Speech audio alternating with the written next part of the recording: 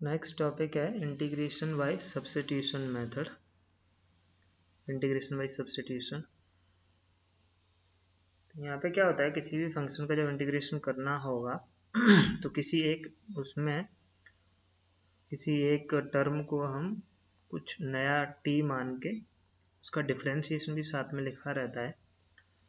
तो जैसे इसके एग्जांपल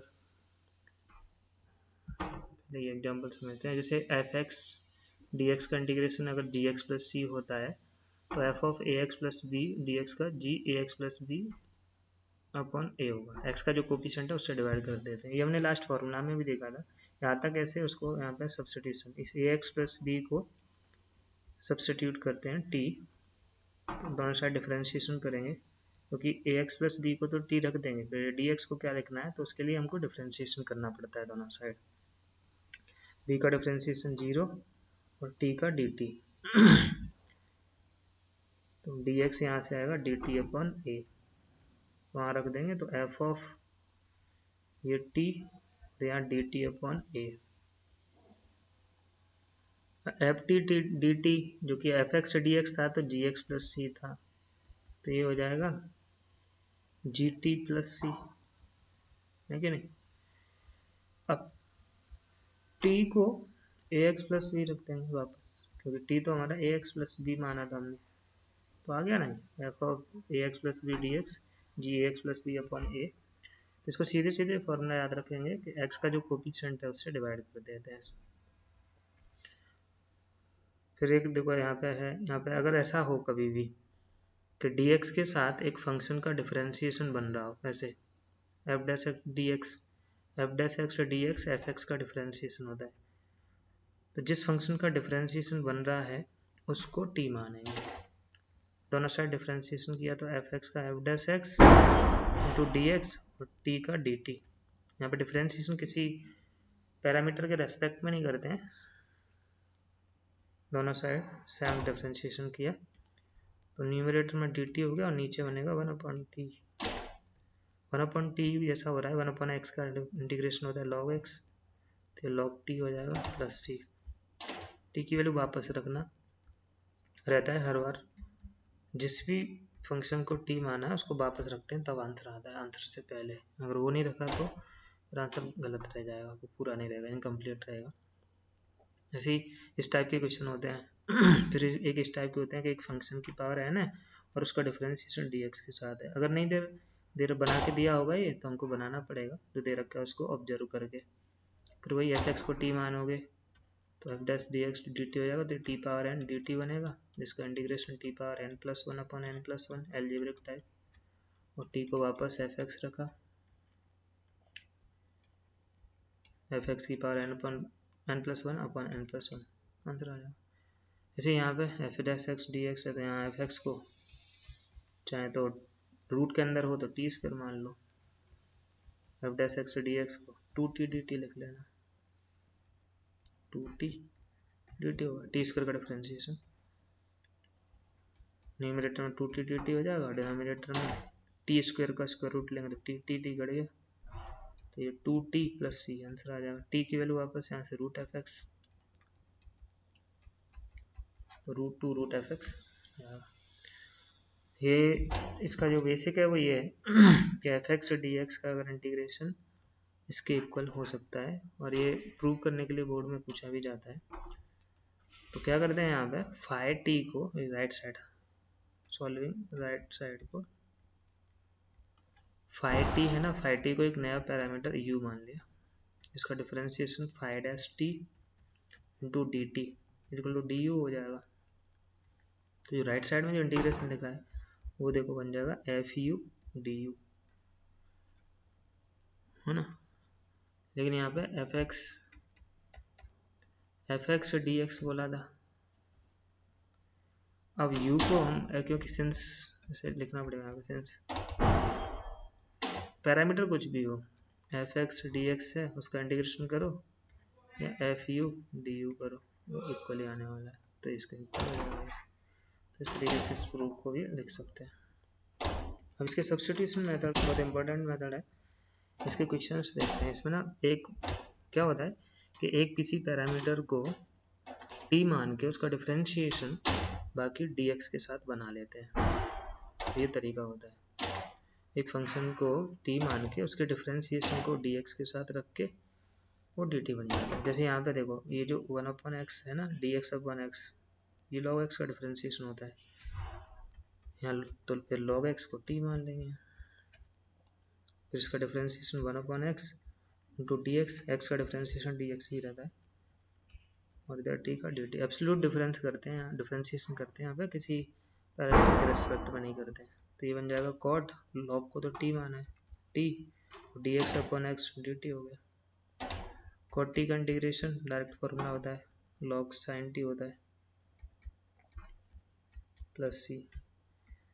t की वैल्यू वापस यहाँ पे रख देंगे, वापस और रखनी रहती है, तो ये जाएगा log sin log x plus c, answer आ जाएगा इसका। दूसरा क्वेश्चन देखो cos √x/√x dx, यहाँ पे हमको पता है √x का डिफरेंशिएशन में डिनोमिनेटर में आता है, तो इसको t मान लेंगे, इसका डिफरेंशिएशन 1/2 √x dx dt हो जाएगा।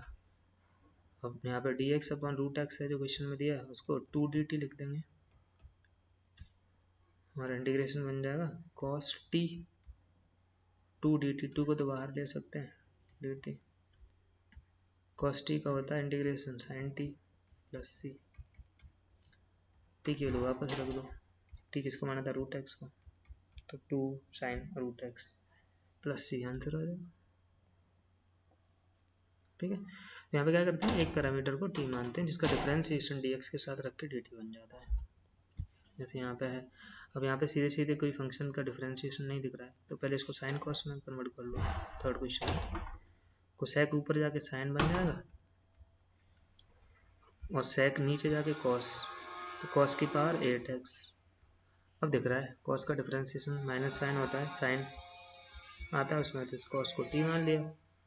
कॉस x का differentiation sine x dx minus होता है, उस साइड माइनस ले लेंगे dt, तो न्यूमरेटर वाला माइनस dt बन गया साइन x dx, और डिनोमिनेटर में t की पावर 8। अब t की पावर 8 का इंटीग्रेशन करने के लिए इसको ऊपर लेके गए, t की पावर -8, और इस माइनस को बाहर ले लेते हैं। एल्जेब्रिक टाइप का तरीका होता है कि पावर में एक ऐड कर दो तो -7 हो जाएगा, अपन जो भी आया उसके बाद उस पावर से डिवाइड कर दो, तो माइनस माइनस तो प्लस हो जाएगा, तो 1/7 t की पावर 7, t किसको माना था कॉस को, तो कॉस की power 7x plus c answer आ जाएगा। ठीक है, फोर्थ में देखो यहाँ पर है ना, डिनोमिनेटर में से √x कॉमन आ जाएगा, तो पहले √x कॉमन ले लेंगे, फिर अंदर बचेगा ये x क्या होता है, √x का स्क्वायर होता है, तो एक √x प्लस 1 dx, फिर ये √x प्लस 1 को t मान लेंगे, क्योंकि √x प्लस 1 का डिफरेंशिएशन है ना, वो उसमें जाएगा 1/2 √x, 1 का तो 0 होता है, तो dx और इधर dt। अब ये जो dx और √x को लिखेंगे हम dx/√x को 2 dt, इंटीग्रेशन आ गया 2 dt अपॉन t, जो कि होता है 2 1/t log t, t को वापस रख दिया 2 log √x plus 1 plus c, ये आंसर आ जाएगा। यहाँ देखो 2 बार 5 की पावर x है और उसके साथ 5 की पावर, तो ये 5 की पावर x का डिफरेंशिएशन होता है, तो जो पावर में जो लिखा ना 5 की पावर x, इसको t मान लिया। 5 पावर x का डिफरेंशिएशन होता है 5 power x log 5 into dx equal to dt, ये 5 पावर x dx के साथ इस log 5 को उस साइड ले जा सकते हैं, क्योंकि वो तो कांस्टेंट है, हमेशा उस साइड कांस्टेंट को लेके जाना चाहिए, वेरिएबल नहीं होना चाहिए उधर, उधर केवल t, उधर केवल x, तो 5 पावर t बन जाएगा ये, और ये dt अपन log 5 तो कांस्टेंट है, उसको इंटीग्रेशन के बाहर ले सकते हैं। अब अगेन log 5 का 5 पावर t का इंटीग्रेशन 5 पावर t अपन log 5, तो ये log 5 का स्क्वायर हो जाएगा प्लस c, आंसर हो गया। t की वैल्यू वापस रख दो, तो 5 पावर x अपन log 5 का स्क्वायर प्लस सी, ये आंसर होगा। नेक्स्ट क्वेश्चन ये 3 और लिखे हैं। 6 ई की पावर माइनस एक्स है ना, पहले इसको प्लस बनाओ तो वो होता है 1 प्लस 1 अपॉन ई की पावर एक्स। अब ये इधर मल्टीप्लाई होगा और डिनोमिनेटर वाला ऊपर जाएगा तो ये जाएगा ई की पावर एक्स अपॉन ई की power X plus 1 D x. अब जो डिनोमिनेटर में जो लिखा है उस पूरे को टी मान लो। कांस्टेंट के साथ अगर कुछ लिखा हो ना तो कांस्टेंट के साथ ही माना करो, क्योंकि कांस्टेंट के डिफरेंशिएशन में तो जीरो आता है। तो न्यूमरेटर वाला ई की पावर एक्स डी एक्स है वो डी टी होगा और नीचे टी, जिसका इंटीग्रेशन लॉग टी प्लस सी। लॉग टी की वैल्यू वापस रख दो, ई की पावर एक्स प्लस 1 प्लस सी के आंसर आ जाएगा। 7th क्वेश्चन में ई की power x 1 plus x, try करो इनको फिर उसका सोल्यूशन देखना। यहाँ पे एक्स ई की पावर एक्स का डिफरेंशिएशन लिखा है, ऊपर जो लिखा है वो देखो।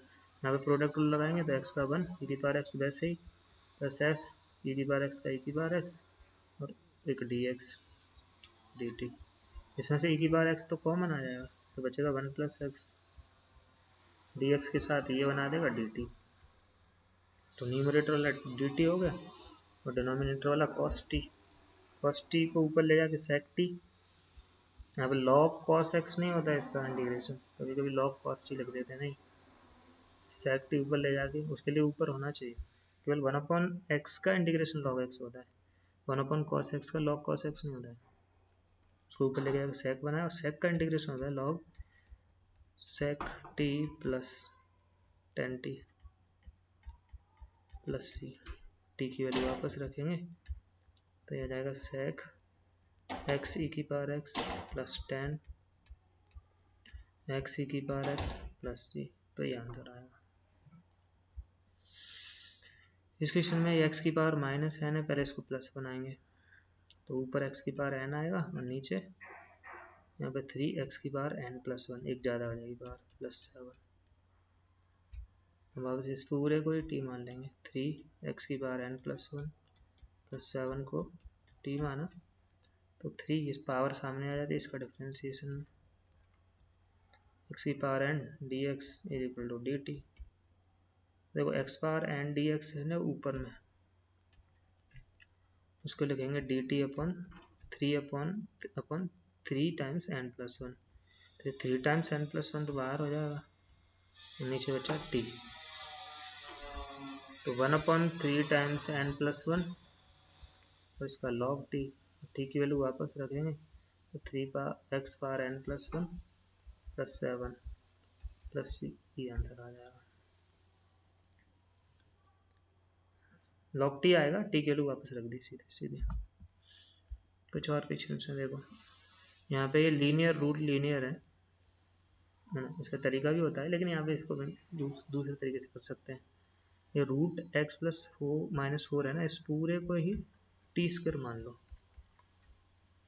टी स्क्वायर मान लोगे तो एक्स की वैल्यू कितनी आएगी, टी स्क्वायर प्लस 4 और डी एक्स कितना आएगा 2t डी टी, 4 का तो 0। अब देखो एक एक करके वैल्यू रखते जाओ। ये रूट एक्स माइनस 4 को टी स्क्वायर बनाएगा तो स्क्वायर रूट लेके वो टी हो जाएगा, D x 2t D T है।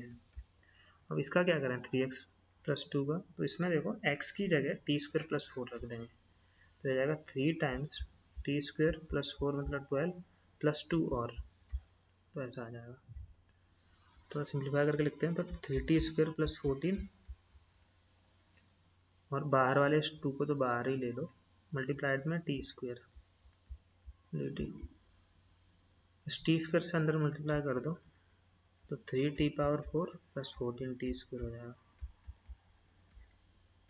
D T. अब इसका इंटीग्रेशन 2 बाहर वाला 3t पावर 4 का integration t power 5/5 14 T square का integration T cube upon 3 plus सी।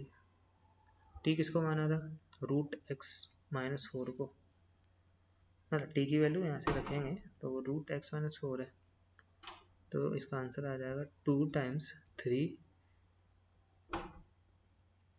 रूट एक्स माइनस 4 की power 5 upon 5 plus 14 upon 3 root x minus 4 की पावर 3 प्लस सी आंसर आ जाएगा। फिर एक अलग टाइप के क्वेश्चन है, यहाँ पे ऐसे क्वेश्चन में याद रखना है कि ये जो नीचे वाला है ना, ऊपर वाले को एक्सपांड कर सकते हैं, नीचे वाले को एक्सपांड नहीं करना है। तो नीचे वाले को टी मानना रहता है, एक्स माइनस बी को टी माना तो पहले तो एक्स की वैल्यू टी प्लस बी रखी जाएगी और डी एक्स आ जाएगा डिफ्रेंशिएशन दोनों साइड डी टी, बी का तो जीरो।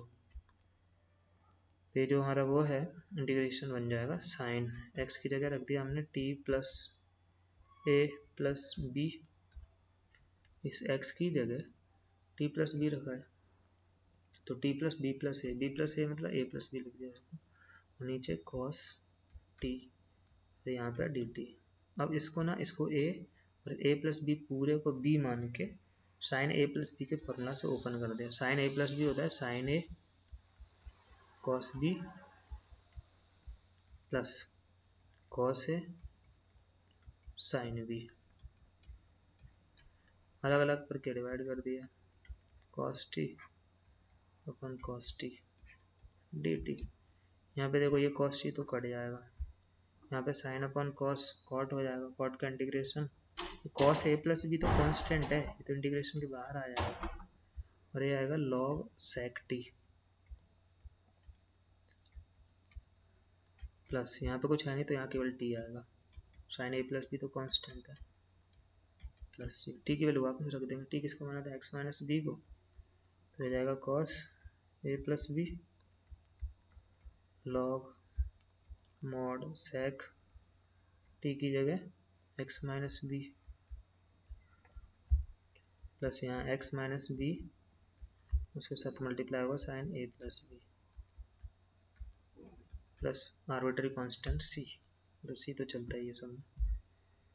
कुछ और टाइप के क्वेश्चन है देखो, 10 पावर 5 cos पावर 7, ये तो जैसे 11 था 10 पावर 5, इसको कैसे करना रहता है, इसमें से ना एक 10 स्क्वायर, 10 की कितनी पावर हो, एक 10 स्क्वायर अलग कर लेंगे और एक बचे हुए 10 की पावर 3 उसको अलग, तो जो 10 स्क्वायर आया यहाँ पे 10 स्क्वायर आएगा ना, उस 10 स्क्वायर को लिख लिया 1 प्लस 10 स्क्वायर सेक स्क्वायर होता है, तो 10 स्क्वायर को लिखेंगे सेक स्क्वायर माइनस 1,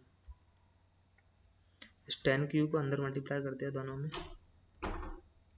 तो 10 cube x into sec square x ये अलग कर लिया और दूसरा 10 क्यूब बचेगा उसको अलग।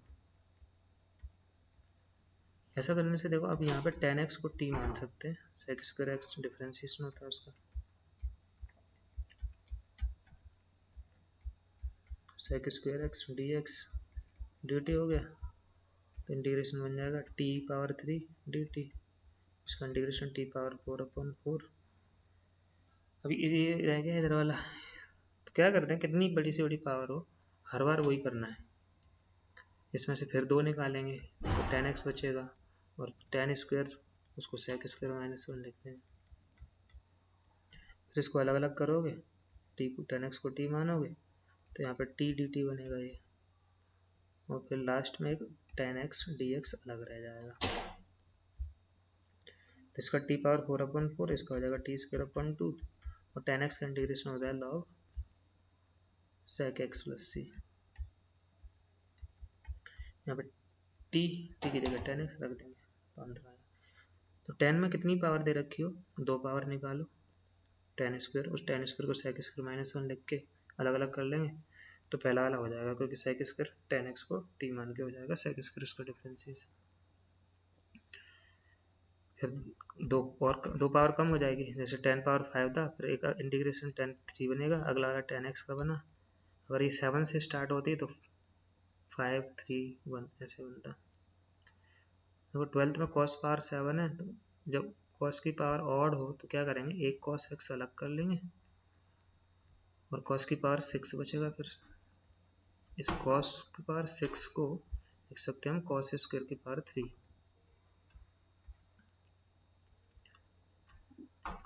cos x sin x का डिफरेंशिएशन होता है तो इसको पूरे को साइन में कन्वर्ट कर लेंगे, cos स्क्वायर होता है 1 माइनस साइन स्क्वायर उसका क्यूब, अब sin x को t मान लेंगे,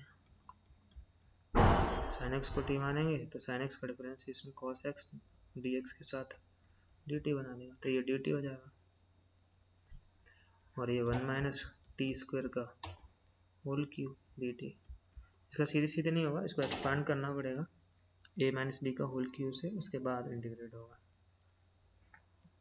तो a माइनस बी का होगा a cube minus b cube minus 3a square a b square plus 3 ये, तो ये आया। अब इसका इंटीग्रेशन करेंगे 1 का t, इसका t के पास 7/7, इसका t क्यूब अपन 3 और ये 3t⁵5/5 प्लस c। ठीक है, वैल्यू वापस रख देंगे, साइन एक्स को टी मानेंगे तो सब साइन में आ जाएगा, साइन एक्स माइनस साइन की पावर 7/7 माइनस 3 साइन क्यूब 3 तो बढ़ जाएगा plus 3/5 sine power 5 plus C, ये अंदर आएगा। तो ये 13 है, 13 माने एक फॉर्मूला होता है tan a plus b tan a tan b, इसका फॉर्मूला होता है tan a plus b multiplied with tan a multiplied with tan b equal to होता है tan a plus b minus tan a minus tan b। तो उसके अनुसार इसको लिख सकते हैं हम, क्या बन जाएगा हमारा इंटीग्रेशन, अलग अलग हो जाएगा। tan a plus b already लिखा है tan 3x dx, इसको अलग लिख दिया minus tan x dx minus tan 2x dx। और ये तो इजीली किया जा सकता है ना। उसके बाद तो सिंपल ट्रिग्नोमेट्री टाइप tan का किया ना, उसकी जैसा tan का क्या होता है log sec, जो x का कोफिशिएंट है उससे डिवाइड कर देंगे, ठीक है।